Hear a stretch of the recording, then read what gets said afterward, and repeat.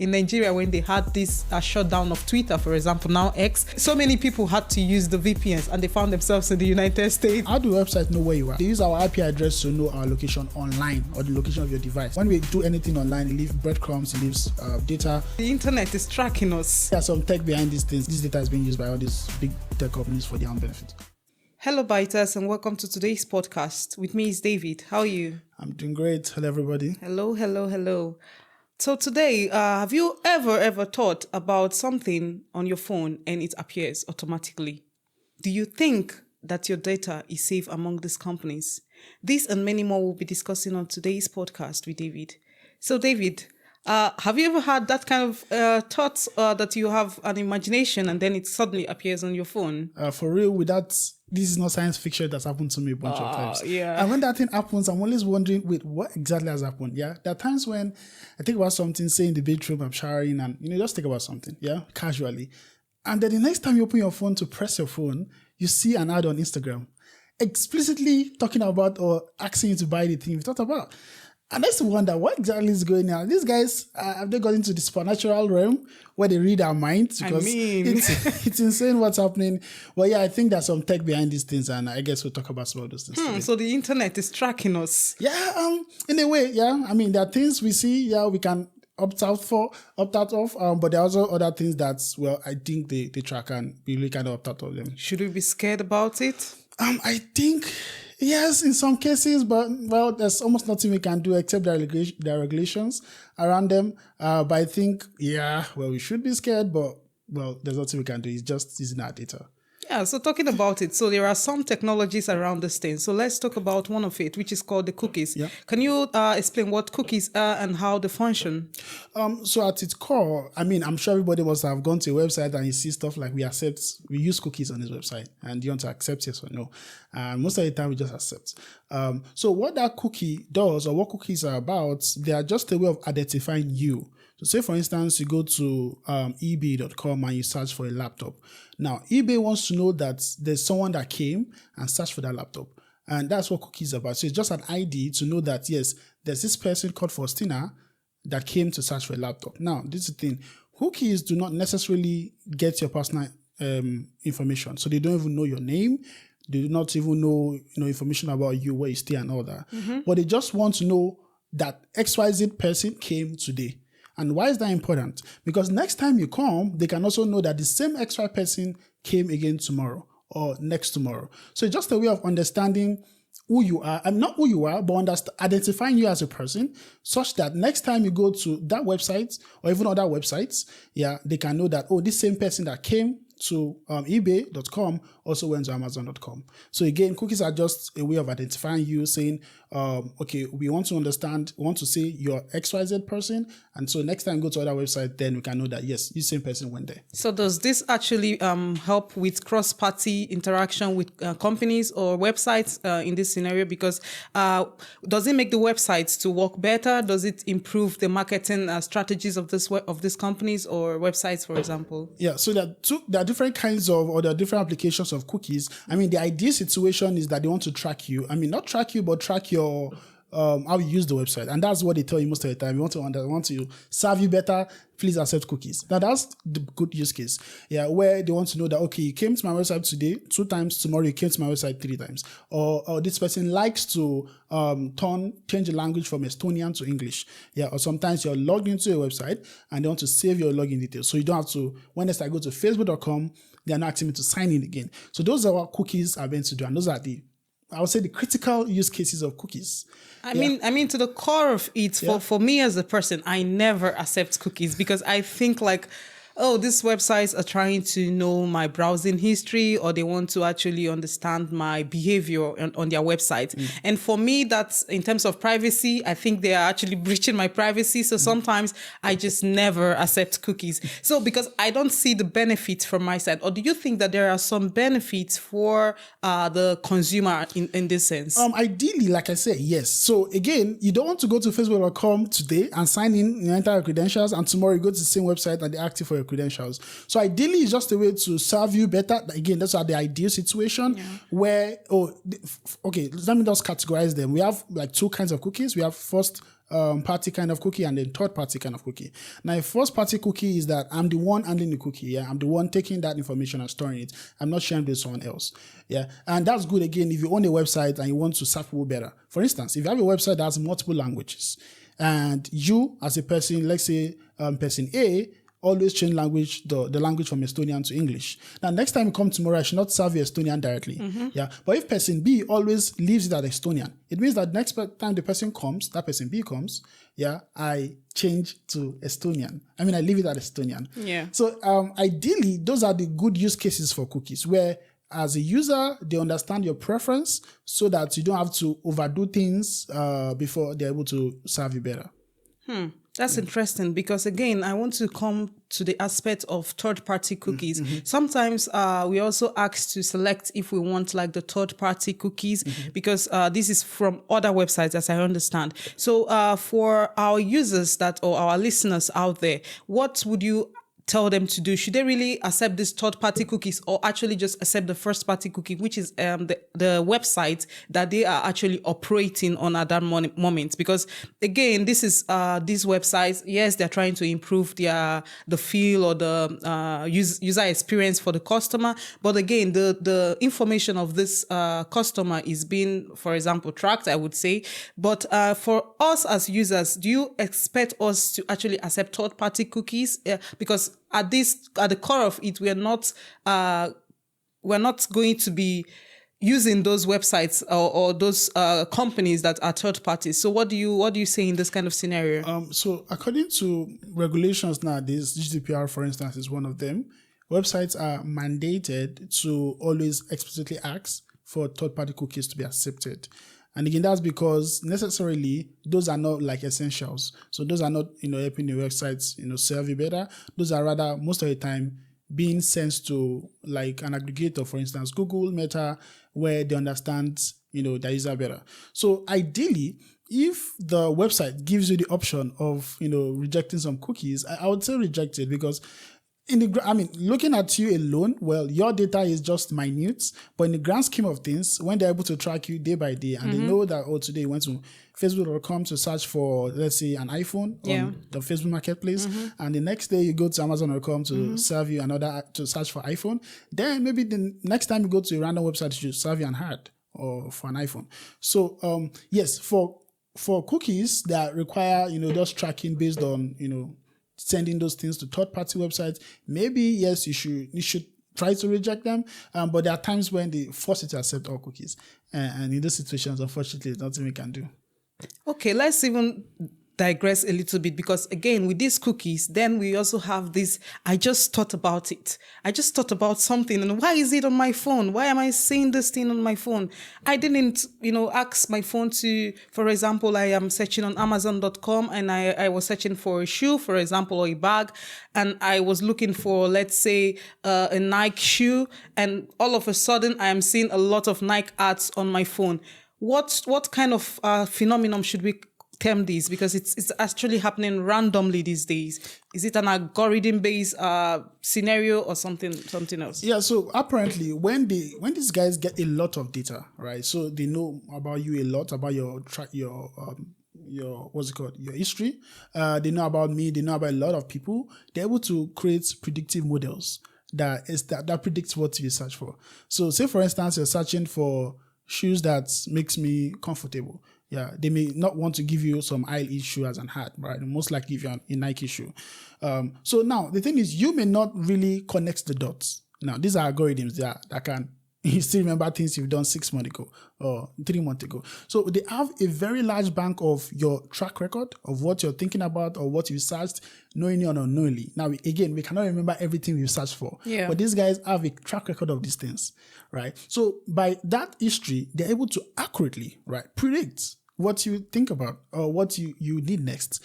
And that's how these guys kind of, you think it's magic or black magic, but no, I think it's just, very good predictive models to kind of estimate what you want based on your search history or even people close to you or your geolocation, and they also get information about your IP addresses. There are many other approaches they use. There's one they call device fingerprint, where they know your device, and then they're able to know this person uses a MacBook. The MacBook is an M4 MacBook or M1 MacBook, and they're able to, from that repository of information, predicts what you want, even when you've not searched for it. So are you saying that my phone can actually identify me? So with, for example, this fingerprinting technology that you're talking about. Yep. So it means that with my phone, for example, companies can actually know or identify who Faustina is in this instance. Yes, again, not by giving like clear metadata about your age, your location, and maybe your location, yes, but of course not your age, your email addresses and all that. But yes, they're able to know, for instance, the device you're using. And by that, it looks weird, right? By knowing your laptop, for instance. But with that, they can identify the things you want. And again, it's almost like I will give you what you want without even know who you are, right? They're able to serve you better even while they don't know personal information about you. And one thing they also do, again, for cookies, because now they know who you are. I mean, so say, for instance, you're logged into facebook.com. Now, Facebook has your information. They know your login details, your person, who you are. They know that for sure. No problem. I mean, you can't complain. You signed up to their platforms. Yeah. Now, but because they now have cookies, they can now link that cookie ID. Again, remember, cookie does not save personal information. They just identify you. That's what cookie does. Now, but because they now have information about your login details, if it's facebook.com, they know who you are as a person. They can now tie that cookie to your login details. And with that, they're able to really identify you.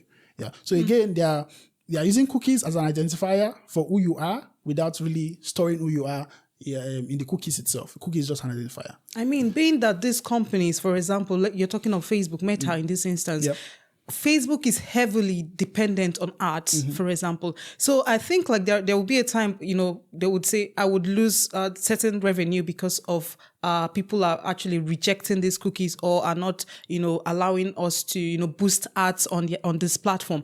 Because I think like people should have the right to actually say that they don't want. And of course, it's already available with example with the GDPR in the European Union. Yes. I think this is a very important step because people should be able to opt out from these technologies.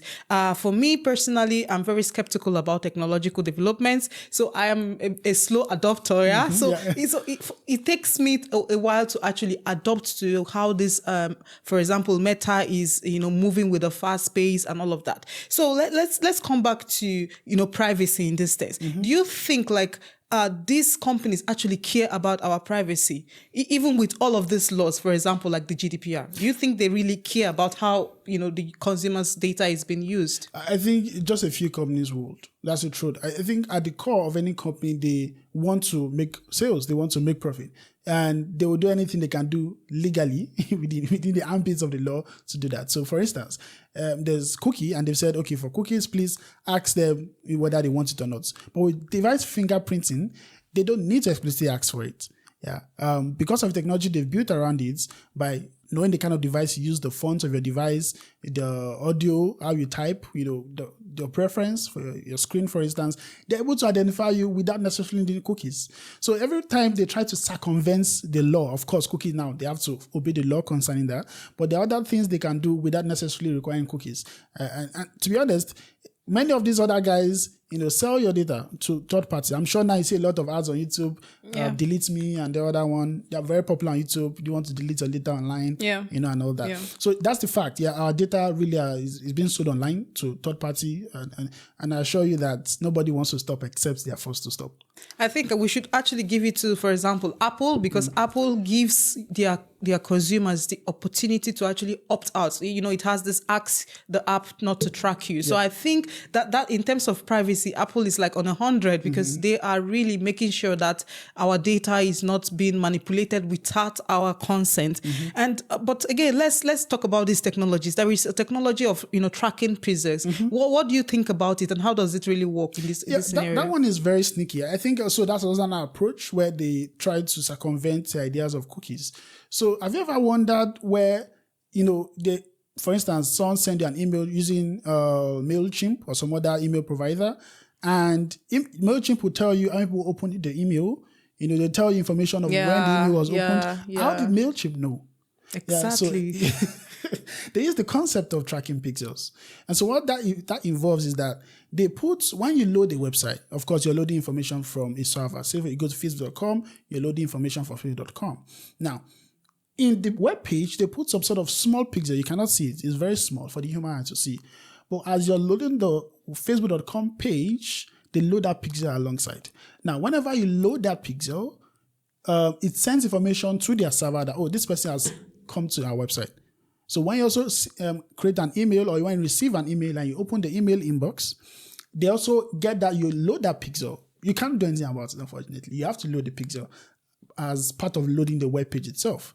So when you load this, they're able to know, of course, oh, this person has opened this email, this person has clicked on this button, and that's how these guys use tracking pixels to identify you and track and know what you've done on the internet. I mean, we also have like this web browsers, privacy browsers that can help. I don't know if, for example, Brave or Firefox can actually help, or if you are actually browsing incognito, or does it really help with this pixels tracking or something? I'm not sure. So I know for sure that with cookies, yes, they do. But for tracking pixels, they're very sneaky. Now, except those browsers create technology within their core architecture to be able to identify tracking pixels and stop it. Actually, yes, I agree with you. Apple Mail, for instance, they've clamped down on tracking, on pixel tracking. Yeah. And so when a mail is to load a pixel that's going to track you, they won't load that pixel. So again, it's only for very sophisticated, maybe yes, Tor, like you mentioned, or Firefox. Those are more security conscious browsers. And then yes, maybe those can stop those websites from tracking you by loading those pixels.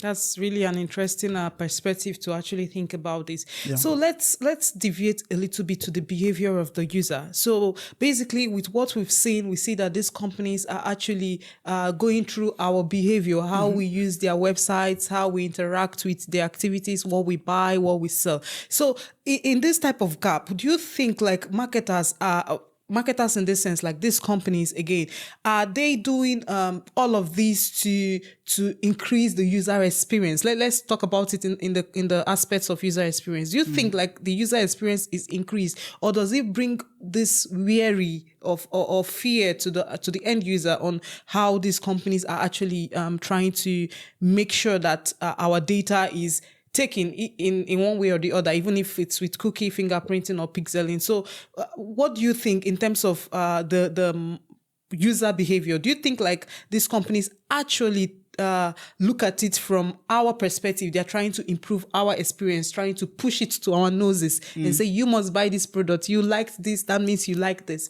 you know? So I don't know if it's called some cross posting or something. I don't know, but I think it's something that they must have done to increase user experiences, even if at the end of the day, it's for their own benefit as a company. What do you think about it? Yeah, so when you use third-party cookies, yes, they can literally triangulate and use that to understand your user behavior.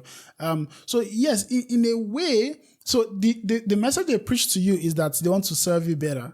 But I think it's more, it serves them better more because you understand the self-targeted ad, for instance, to place an ad on Google, you pay, right? And for someone that wants to place ad on Google Ads, the benefit is that when I place my ad, people click on it or people buy from my ad. So for Google, the incentive is that they place, good ads. A good ad is any ad that people want, yeah? So for instance, you want to buy a phone, really, you need to buy a phone. And Google is telling you, recommending the best phone possible for you to buy. That's a good ad. Well, maybe you don't like it, maybe it may sound creepy, but in a way, Google wins because maybe they get some affiliates distant from you. Yeah. But you also win because really you need a phone. Yeah. So in a way, they tell you that they're tracking you to understand you and serve you better, give you better ads, give you understand, But I think for them, it's a better situation because they're able to give better ads, targeted ads, so even, for instance, use household. So for instance, if you have a sister, they know you have a sister that wants to buy a shoe for Christmas, they may also recommend you to buy a shoe for Christmas. So those are, again, well, some dark patterns may be involved, but those are ways they sneakily get to understand you. And I do not think it's really for our benefits in the grand scheme of things. I think it's really for their own benefit. Exactly. But they give you breadcrumbs. I must agree that it's for their benefits. I mean, these companies are doing a lot of things right now. And I also think, like, do you think the government can collaborate with these companies? Let's go back to, let's say, our IP addresses, location tracking.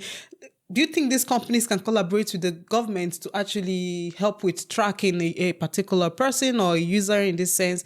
Or let's say the law enforcement agencies really want to see that somebody, for example, had an attack or something, and I want to really know where this person is, IP tracking or location tracking. Do you think that these companies can collaborate with the government to help provide these services? Yeah, so that's also a good use case actually for all these trackings. Yeah, for instance, fraud detection. And it's also a good thing they mentioned. Yeah, they track your IP, they track all these things for fraud detection. Now, this is the thing, they cannot necessarily track, when they track your personal identifiers, then they are encroaching on GDPR. Yes. But if they track, generic things, but aggregate it, then they are not really tracking a person per se, they're just tracking the macro level, at the macro level. And so I think that's what they do again. Yeah, your information as a single information, as a single data is, I would say, useless, to be honest. Yeah. But when your information is aggregated with millions of other people, right, or millions of data points, then it begins to make sense. They know who you are as a person. Oh, because there's someone that lives in Tattoo, maybe she likes to look good, she buys jewelries, then I should also give this person the same ad, right? Because they call it collaborative filtering, where because someone that is similar to you likes something, you would also like it. So for governments, the best they can do, I don't know, maybe they can do more with these new approaches coming on. But yes, with GDPR, I think they did a good job. But we see that, people are beginning to circumvent these things. And also to touch on, for instance, you're asking the other time about whether there's any benefit for us. So there are three players involved. First of all, the end user, right? The owner of the website, and then let's say these aggregators like Google Ads or Meta. So for the site owner, you ask me, why should I allow Google, for instance, get information from my website? Say, for instance, using pixel tracking. What they do is, as a website owner, it's always good practice to get analytics about your website. For instance, who clicked on this link? Yeah. Who clicked there? How did they move? Did they scroll or did they just click there directly? So these are the benefits for website owners. Yeah, Google allows you, they give you pixels in quotes. So add a snippet of code in your website, and then we'll give you all the analytics you want. Yeah, and as a website owner, that looks fantastic. Yeah, you get free analytics about who is coming to your website and how they are clicking on the links.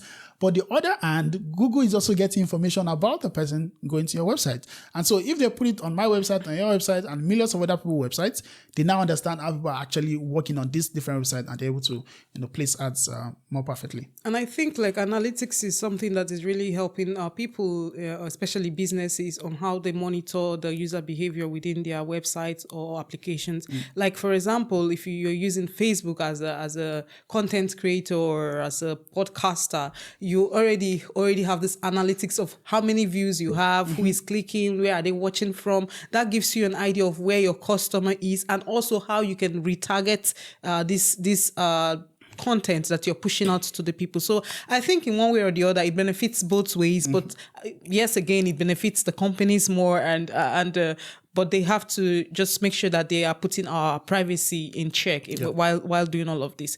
But again, let's talk about VPNs, because most of us use VPNs. I mean, we feel like it protects third party or this websites or companies or governments from seeing our locations or what we do. Do you think it really hides our identity from the space? Do you remember that in Nigeria, when they had this shutdown of Twitter, for example, now X, so many people had to use the VPNs and they found themselves in the United States, or they were not in the Nigeria ecosystem. So how do you think that this really hides the identity of the end users in this scenario? At the core, yes, VPN actually changes your IP addresses. Now, how do websites know where you are? How do they know you're somewhere in Estonia? Well, they know your IP address. IP address, exactly. So at its core, they use our IP address to know our location online, or the location of your device. Depends on how you look at it, right? But then VPNs indeed, yes, change that. So they act as a middleman. So you send your information to a VPN provider, and they now they scramble your IP address and give you a new one. And so, yes, indeed, if you use a VPN, you're going to get a different IP address, and people use that to mask their real location when doing stuff online, and it's perfectly legal, by the way. But then, well, do you also trust the VPN provider? Now, when you use a free VPN, they say when anything is free, you're actually the product. Yes, exactly. Yeah. So when you use a free VPN, maybe there's in your own IP address for other things. I don't know, right? But the point is, well, if you want to use VPN, make sure you use a good VPN.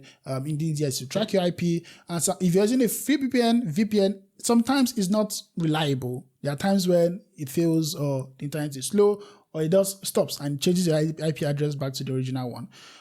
So yeah, VPNs are also a good way as people, as we end users can, kind of stop these guys from understanding us better. So today we're in the United States, tomorrow we're in Mexico, next tomorrow we're in Nigeria, and then you use VPN to change your location really online. Have you been somewhere and you suddenly see ads about the place?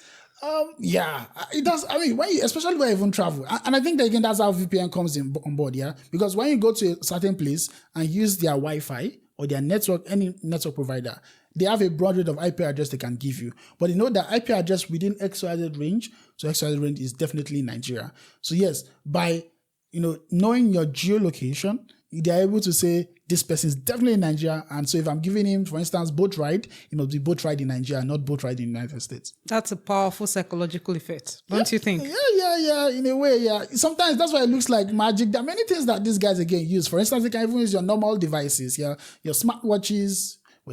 Hopefully use good vendors like Apple. I think Apple are a bit more conscious about our data. But sometimes all these smartwatches you use may send your data to third party.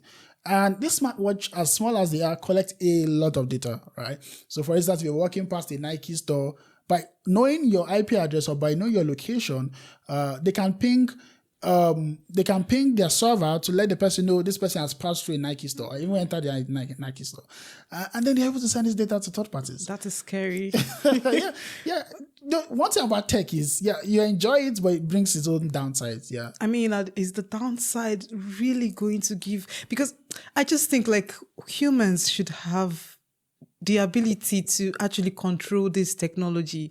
It's becoming really scary, to be honest, especially this psychological effect we're talking about of being in a place and already you're seeing ads about it. You're sleeping and you dreamt about something, and I woke up, I checked my phone, the first thing that comes out is what I was thinking. Actually, I was thinking about food, jollof rice, for example. And I just opened my Instagram, and the first post I saw was actually jollof rice. I was so scared because I was like, "What?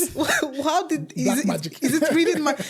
I was like, "Is my smartwatch reading? What are you doing?" So I think this is interesting at the core of it, but again, scary at some level. I mean, we need to. Yeah, while we are advancing in tech, we just need to be very meticulous about it. But again, let's talk about, laws and regulations. Because I think when the GDPR came in, companies were really, especially companies within the European Union, were really very